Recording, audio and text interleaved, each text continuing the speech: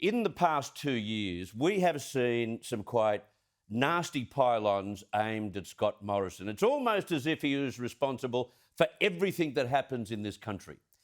Now, in the beginning, you may remember, it seemed like plain old sour grapes after he snatched victory from the jaws of defeat in the 2019 election. Labor's loss did not go down well back then, as they were clear favourites and even started to appear in some very stately photographs. It hurt, and many on the left vowed that Morrison would pay. And since then, they've smashed him for taking a family holiday in Hawaii. They nailed him after the European Union reneged on vaccine agreements, which delayed our rollout. And of course, the lack of rat kits at the moment is entirely Scomo's fault too, despite the states and territories being in charge of testing. But the greatest fabricated, idiotic pile-on towards the PM I have ever seen in the last 2.5 years spewed out this week online from the ramblings of renowned and spiteful lefty finance man Michael Pascoe. He was writing in the union-backed news and commentary service The New Daily.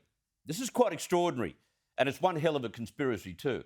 Pascoe wrote a piece titled, "What if Omicron Bedlam is not a cock-up, but intentional?" He then described how our hospitals were under stress, workplaces have few workers, there's a shortage of rat kits, and in some states, we've got increasing death rates. He believes that this has been a deliberate plan concocted perfectly for initiation in mid-December. He literally accuses the federal government, Morrison primarily, of course, of allowing the Omicron variant to let rip because it would lead to an election triumph in May. Interesting strategy. He actually wrote this publicly.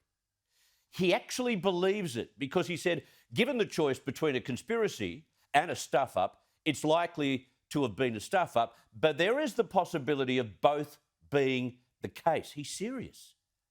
Forget about how very similar Omicron outbreaks around the world are right at the moment. Forget about how rat kit shortages are occurring in almost every other Western nation at the moment. And forget about the logic behind very high vaccination rates obviously leading to a reopening across the country. All that must be a conspiracy as well.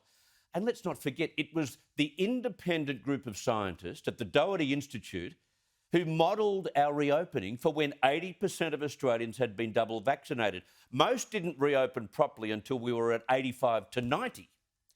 Pascoe said the plan would give you the best chance of having the peak pass before autumn, the best chance of the worst being over, so you could concentrate your taxpayer-funded advertising on the Australian government, keeping people safe, and then claiming victory over the virus. Mission accomplished, he wrote. You really need to be one twisted lefty to express such outrageous views. And of course, if that is the plan, it's also one of the great secrets of our generation because there's not a skerrick of evidence to draw upon and no one has uttered a word. The political architects of this have managed to keep their mouths shut for once. Extraordinary stuff. I'm now waiting for Pascoe's next piece explaining how Scott Morrison is responsible for world poverty, COVID-19 and all global warming. Don't laugh. Pascoe's one hell of a piece of work. It's coming.